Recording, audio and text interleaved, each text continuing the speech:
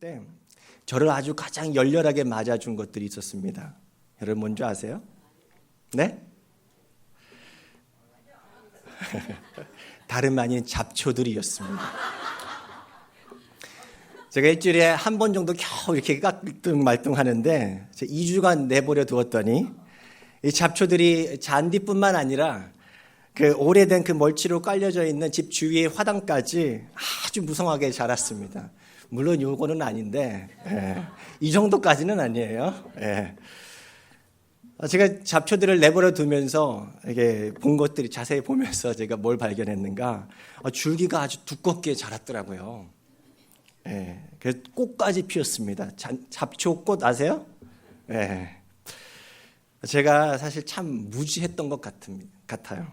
뭐냐면 저는요, 잡초를 그대로 내버려 두면 웃지 마세요. 없어질 줄 알았어요. 그런가요? 어제 맞네요. 근데 시간이 지날수록 저희 집에 있었던 그 잡초들이요, 너무 무성해지는 거예요. 그래서 사실 뭐 동네 사람들 창피하기도 했고 이게 안 되겠다 싶었어요. 근데 더 충격적인 게 뭐냐면 이 잡초들이 번성하면 번성해질수록 잔디가 옆에서 죽어가더라고요. 제가 그날 주일 사역을 마치고 집에 돌아가서 뭐 할게요? 풀 뽑았어요. 잔디를 뽑으면서 제가 여러 가지 생각이 다 들더라고요. 깨달은 게 있었는데, 우리의 영적인 자아도 이 생명체와 아주 흡사하다. 예를 들면 여러분 잔디 씨를 한번 생각해 보세요. 잔디 씨. 잔디 씨를 땅에 심으면 싹을 틔우면서 자라나지 않습니까? 씨 안에 뭐가 있기 때문에 그래요? 생명이 있기 때문에 이렇게 잘 가꾸면 이제 자라게 되어 있습니다. 그런데 한번 반대로 생각해 보세요. 그 잔디의 씨가 생명이 있다고 해서 그대로 가만 내두면 알아서 저절로 자라죠? 그렇지 않습니다. 물도 줘야 하고요. 양분도 줘야 하고 또 중요한 게 뭐라고요? 그 잔디가 잘 자랄 수 있도록 잡초들을 제거해 주면서 잘 관리해 줄 때, 다른 말로 하면은 잘 돌봐줄 때 잔디는요 본래 그 생명, 그 녹색빛을 띠면서 건강하게 잘 자랄 수 있는 것입니다. 우리의 영적인 자아도 마찬가지 아닙니까? 복음의 씨앗이 우리 안에 뿌려졌을 때 우리 안에는 영적인 자아가 자라고 있습니다.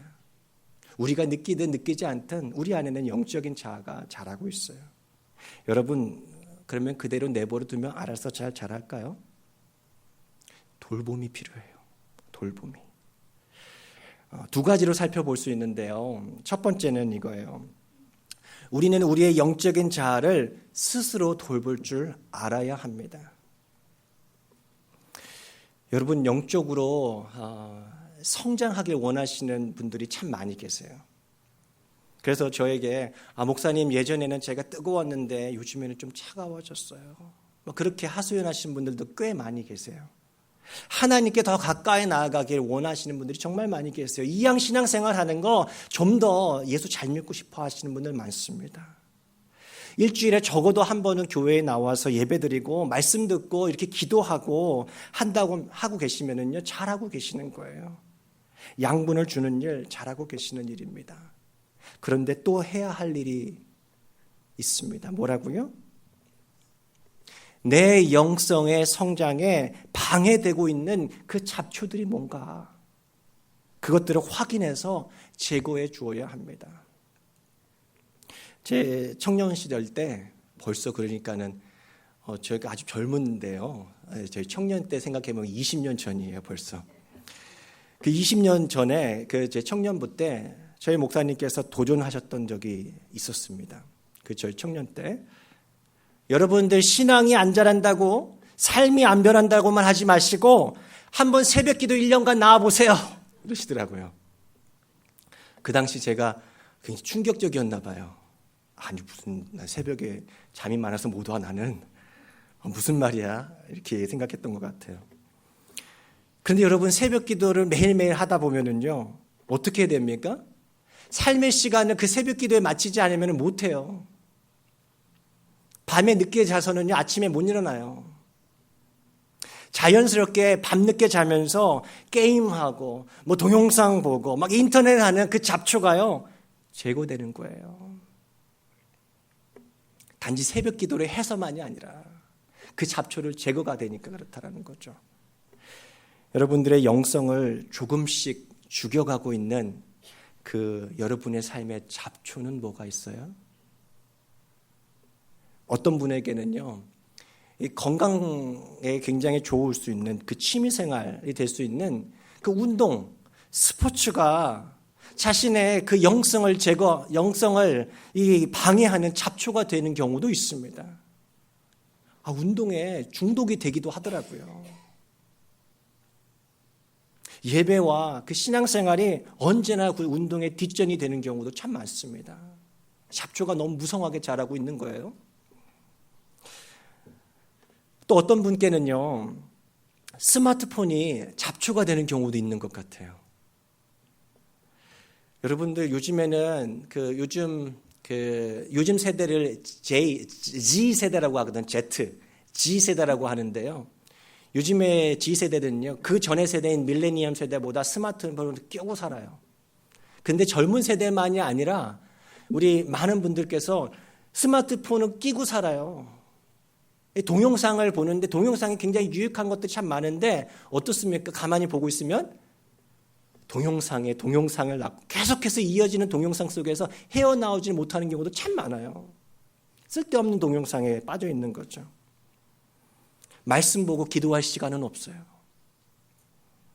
적당히 잘 사용하면 우리에게 유익한 것들이 있는데, 그럼 이것들을 잘못 사용하면 무분별하게 내버려 두면은 저희 집의 그 잡초들처럼 무성해져서 우리의 영적인 자아를 해치게 만들 수 있다는 거예요.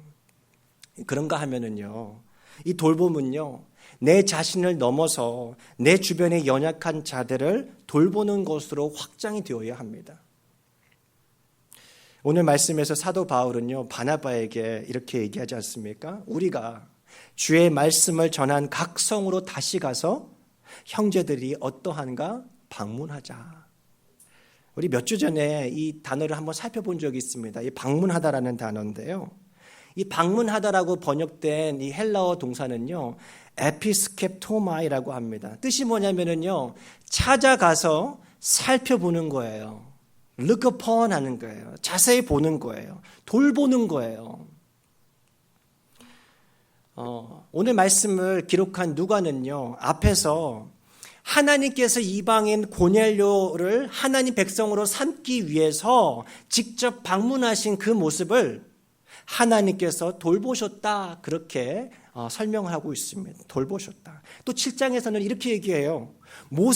구약에서 모세가 40세가 되니까 자기 백성을 돌볼 생각이 났다 해서 이 단어의 돌보다가 이 에피스켑토마이라는 단어입니다.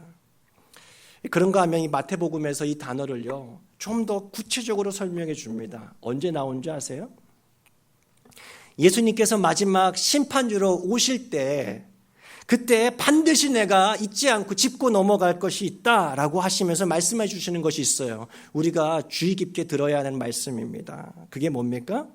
주님께서는요, 모든 고난당하는 자, 병든 자, 배고픈 자, 헐벗은 자, 옥에 갇힌 자가 되셔서 우리들 앞에 설 것이다.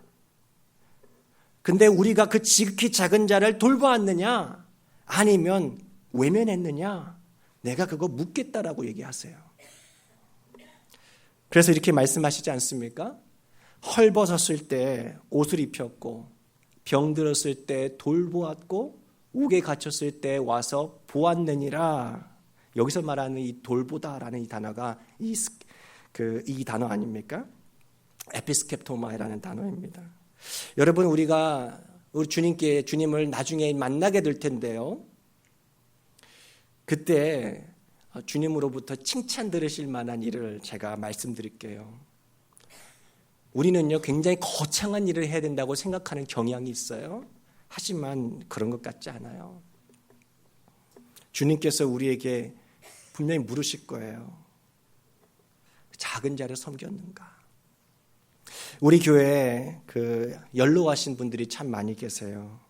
몸이 허약하신 분들이 많이 계십니다.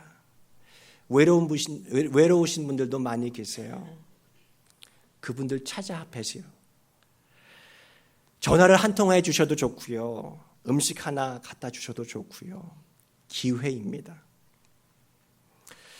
요즘에 우리 성도님께서 이 앞에 있는 저를 요즘에 잠시 동안 호레비로 지내고 있는 저를 아주 불쌍히 여기셔서 종종 음식도 이렇게 갖다 주시는 경우도 있습니다. 얼마나 감사한지 모릅니다. 제가 잘 먹고 이게 제 겉으로 드러났는지 모르겠지만 살이 더 찐 것 같아요. 근데 하지만 저보다 힘드신 분들 얼마나 많이 계십니까? 그분들 찾아가셔야 돼요. 잘 지내세요 라고 하는 인사라도 한번 해보 주시는 거예요. 저는요, 오늘 말씀을 통해서 깨닫게 돼요. 이것은 우리들에게 주신 기회이구나. 목회자로서 혹시 제가 목사님, 이분 꼭 찾아뵈야 됩니다 라고 하시는 분들이 계시면 꼭 알려주세요. 같이 갔으면 좋겠어요. 제가 목사로서 참 행복할 때가 있는데 여러 경우에 참 행복한데 제가 최근에 이런 경험을 했어요. 언젠가 제가 어떤 성도님에게 방문을 했을 텐데요. 제가 이런 이야기를 들었을 때 참 행복했습니다. 목사님, 누가 전화해 줬어요. 뭐 주고 갔어요. 이상하게 제가 그 얘기를 듣는데요. 너무 기쁘더라고요. 근데 오늘 말씀을 통해서 제가 깨닫게 됐어요. 저만 기뻐하는 것이 아니더라고요.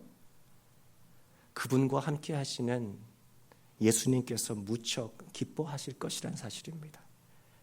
여러분, 우리는요, 나는 목사이니까, 나는 리더이니까 그렇게 해서 돌보는 것이 아니고요. 함께 가족된 성도이기 때문에 서로 돌보게 될 줄로, 서로 돌보아주는 줄로 믿습니다. 어제 새벽기도 시간에 아까 광고 시간에 말씀드렸던 것처럼 우리 과테말라 단기 선교를 떠나시는 세 분 파송해 드렸습니다. 한번 생각해 보세요. 저는 그곳에 있는 과테말라 지역은 사실 저 가본 적도 없지만 뭐 이름도 몰라요. 그리고 또 피부색도 다르고 말도 통하고 아는 사람이 하나도 거기에서 없어요. 그런데 그곳에 복음의 씨앗이 오래전에 심겨지지 않았습니까? 근데 이번에 가시는 분들 어떤 마음으로 가실까요? 그 씨가 건강하게 잘 자라고 있는지, 오늘 말씀의 바울처럼 형제들이 어떠한가 하는 그 마음으로 가시는 거 아니에요? 그들을 돌보기 위해 떠나는 것입니다. 이 세 분과 우리 단기 선교팀이 이번에 거의 굉장히 많이 가더라고요. 이분들을 위해서 꼭 합심해서 기도해 주셨으면 좋겠습니다. 저 어린 시절에 자주 불렀던 찬양이 하나 있습니다. 아름다운 마음들이라는 찬양이 있어요. 혹시 아세요? 아름다운 마음들이 모여서 저 혼자 유치부를 다녔나?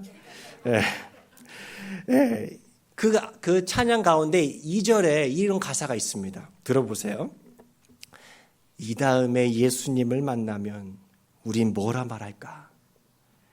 그때에는 부끄러움 없어야지 하면서 율동까지 하면서 우리 서로 사랑해. 하나님이 가르쳐준 한 가지 내 이웃을 내 몸과 같이 미움 다툼 시기 질투 버리고 우리 서로 사랑해. 제가 율동을 하고 싶은데 쑥스러워서 율동을 못하겠네요. 이 다음에 예수님을 우리가 반드시 만나게 될 텐데 그때 우리 이렇게 얘기하면 안 될 것 같아요. 제가 주님 언제 뵀습니까? 왜 저에게는 안 보여줬어요? 여러분, 그것은 우리의 핑계일 수 있습니다. 그렇게 묻지 마시고요. 주님, 제가 주님 여기 참 많이 뵀어요 라고 하는 그러한 고백이 됐으면 좋겠습니다.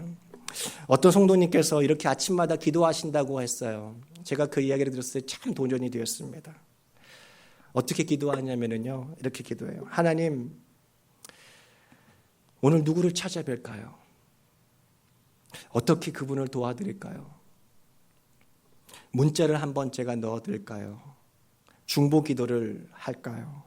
전화를 할까요? 아니면 직접 음식을 사들고 찾아뵐까요? 여러분 어떠세요? 한 주일에 한 분, 아니, 한 달에 한 가족만이라도 돌볼 수 있도록 우리 주님께 구하고, 만약에 우리 주님께서 들려주시는 말씀이 있다면 그 말씀에 충성되어 순종하는 주님께서 기뻐하시는 종들이 다 될 수 있기를 바랍니다. 여러분, 돌봄을 통해서요, 이러한 돌봄을 통해서 우리의 영적인 자아는요, 성장하게 되어 있습니다. 교회는요, 이 돌봄을 통해서 견고하게 자라나게 되어 있습니다. 바울과 바나바는요, 이전에 함께 선교 여행 중에 포기하고 돌아갔던 그 마가를 이번에 2차 여행에 데리고 가는 것을 두고 심하게 다투었다라고 오늘 누가는 적고 있습니다. 왠지 좋지 않은 얘기는 좀 싹 빼면 좋을 것 같은데 아주 정직하게 적어놓고 있다라는 거예요. 그 말씀을 통해서 우리가 두 가지를 한번 배우게 됩니다. 뭐냐면요, 하나는 이거예요. 대단한 아주 믿음의 사람들이라고 하는 그 바울과 바나바 사도, 그 두 사람도 자신들이 앞에서 이야기했던 것처럼 우리들과 성정이 같은 사람에 불과하구나. 그것을 하나 생각하게 돼요. 여러분, 여기서는요, 바울이 맞다 혹은 바나바가 맞다, 이것을 누가는요, 그 누가 맞다라고 더 얘기하지 않습니다. 중요한 것은 그 다음이에요. 뭐냐면 이거예요. 그렇게 연약한 인간들의 불일치와 그 분열에도 불구하고 하나님의 선교 사역이 지속되고 있더라. 아니, 지속될 뿐만 아니라 더욱 확장되어 가고 있었다라는 그 사실을 누가는요, 보여주고 싶었다라는 거예요. 한번 보세요. 기존에는요, 바울과 바나바만 있었는데 이제는요, 누가 동원이 됩니까? 실라라고 하는 새로운 인물이 가세가 됩니다. 그리고 이전에는 낙오했던 그 마가까지 다시 합류를 하게 되지 않습니까? 이전에는 한 팀이었어요. 근데 이번에는 두 팀이 되었습니다. 그래서 흩어져서 더 많은 선교지들을 방문해서 돌볼 수 있게 되었다라고 얘기합니다. 그들의 이 돌봄의 사역을 통해서 교회들은 어떻게 됐다고요? 41절 말씀입니다. 우리 같이 한번 읽겠습니다. 시작.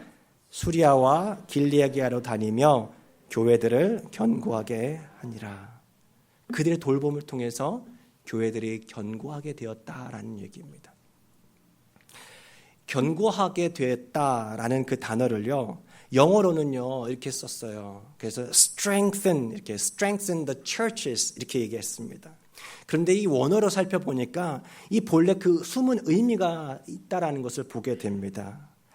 이 단어는요, 헬라어로 보면은 에피스페리조라고 하는 단어인데요, 좀 특이합니다.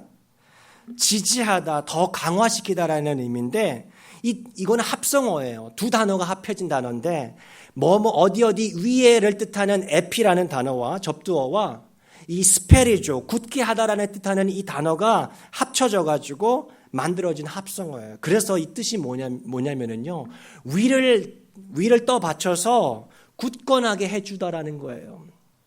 위를 떠 받쳐서 굳건하게 해주다. 예를 들면 이런 모습이에요. 여러분, 나무 심어 보셨나요? 어린 묘목을 이렇게 심을 때 이 나무가 이게 뿌리가 약하잖아요. 그러니까 바람이 불고 막 조금만 물이 많이 넘쳐도 굉장히 쓰러지기 쉬우니까 뭘 해줍니까? 이렇게 이 지지목을 이렇게 세워줍니다. 바람에 불어 넘어지지 않도록 해주기 위함입니다. 그 이 단어도 마찬가지예요. 아까 말씀드린 에피스페리조도. 복음의 씨앗이 뿌려져서 이제 막 자라기 시작한 어린 신앙인이 된 그들이 뿌리를 내리고 든든하게 설 수 있도록 그 사람들은요, 누군가의 도움이 필요했다라는 거예요. 그들이 쓰러지지 않도록 옆에서 지탱해 줄 수 있는 누군가가 필요해졌다라고 하는 거예요. 에피스페리조, 이 단어가 뜻이 뭐라고요? 떠받쳐서 굳건하게 해주다.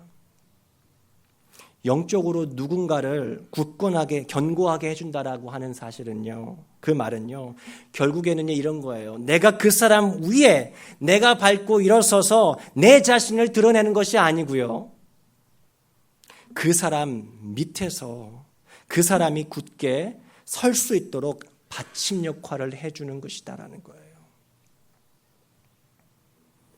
바울과 바나바 일행이 교회들을 방문해서 돌봄의 사역을 했을 때 어떠한 모습이었을까? 우리는 잠깐 이렇게 이 단어를 보면서 생각해 볼 수 있을 거예요. 그들은 가서 내가 왔으니까 딱 나를 좀 대접해달라 그런 식으로 하지 않았을 거예요. 그렇죠? 그들은 철저히 아래로 밑으로 들어갔을 거예요. 저희 집 마당에 뒷마당에 개나리 꽃나무들이 이렇게 무성하게 있습니다. 봄에는 아주 노란색으로 예쁘게 피는데요. 제가 보는데 가만히 보는데 사실 이게 사방팔방으로 아주 굉장히 무섭게 자라더라고요. 그러면서 봤어요. 이 새 줄기가 하늘을 향해서 쭉쭉 뻗는데 여러분 그거 혹시 아세요? 하늘로 쭉쭉 뻗어가는 그 줄기는요 오래된 가지입니까? 아니면 새로운 가지입니까? 잘 아시네요. 가장 먼저 나온 가지는요 가장 윗자리를 차지할까요? 아랫자리를 차지할까요? 가장 먼저 왔으니까 점점점 위로 가서 더 드러나야 될 것 같은데 실제로는 첫 번째까지는요 언제나 맨 밑에 가 있다는 거예요. 두 번째까지가 그 윗자리를 차지하고요. 또 세 번째까지가 그 윗자리를 차지하고 그렇게 가장 새롭게 나온 가장 여린 가지가 가장 위에 자리 잡게 되어 있지 않습니까? 하나님께서 우리에게 알려주시는 값진 교훈이 여기 숨겨져 있는 것 같아요. 한번 생각해 보세요. 가장 오래되어서 가장 먼저 나와서 가장 오래되어서 굵고 큰 가지들이 만약에 이렇게 생각하면 어떨까요? 밑에는 너무 축축해. 햇볕도 못 받잖아. 답답해. 아무도 날 보지도 않는데 뭘 하면서 가장 높은 자리로 올라가면 어땠을까요? 그 나무는 어떻게 될까요? 그 나무는요 꺾여질 거예요. 꺾여질 뿐만 아니라 새로운 가지들이 자라는 것을 막아버려서 그 나무는 오래가지 못해서 쓰러지게 될 것입니다. 나무가 세월이 흐를수록 거센 비바람에도 견딜 수 있는 고목이 아니라 거목이 될 수 있는 길은요 크고 강한 가지일수록 밑자리에서 묵묵히 나무 전체를 지지해 주기 때문에 그렇습니다. 그 밑가지의 힘으로 새로운 가지들이 쭉쭉 뻗어갈 수 있도록 아름다운 꽃을 맺히고 열매를 맺히게 할 수 있는 것 아닙니까? 여러분 누군가를 견고하게 해준다라고 하는 말은요 이렇듯 그 사람이 잘 성장하도록 밑가지 역할을 잘 감당하는 것입니다. 우리 같이 한번 하겠습니다. 밑가지 역할을 잘 감당하자. 우리 교회 안에 만약에 어떤 성도님들이 새로운 성도님들이 오셨어요. 혹은 믿음이 연약한 성도들이 오셔가지고 만약에 그 믿음 생활을 잘하고 계신다면 잘 자라고 있다면 그것은요 다른 이유 아닌 것 같아요. 우리 생명 공동체 안에서 묵묵히 밑가지의 역할을 감당하는 이들이 많이 있기 때문에 그런 것 아닙니까?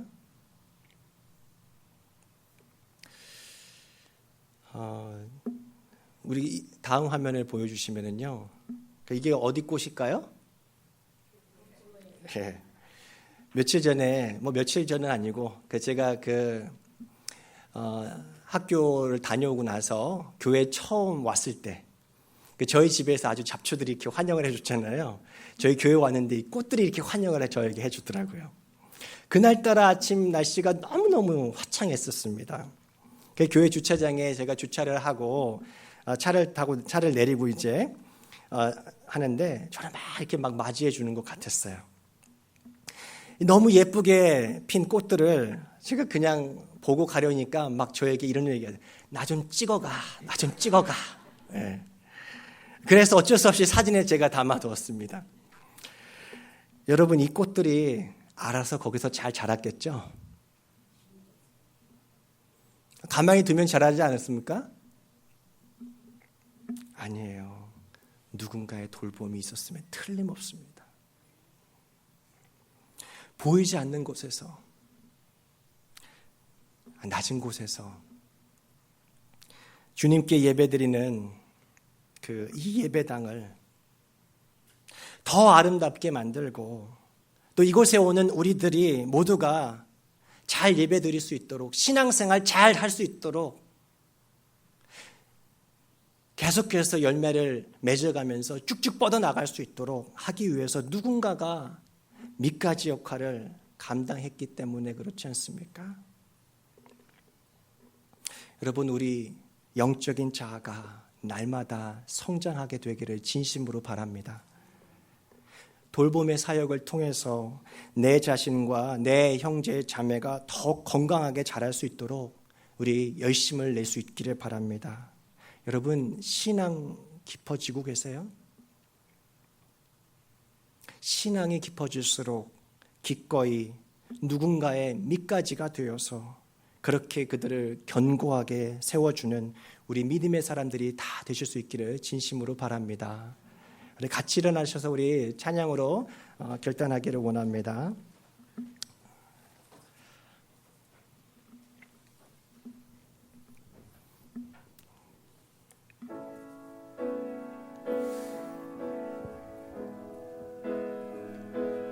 우리 오랜만에 부르는 찬양인데요. 우리 사랑의 종소리 우리 마음으로 고백하면서 주님 이렇게 우리가 살길 원합니다. 그 마음으로 찬양하겠습니다.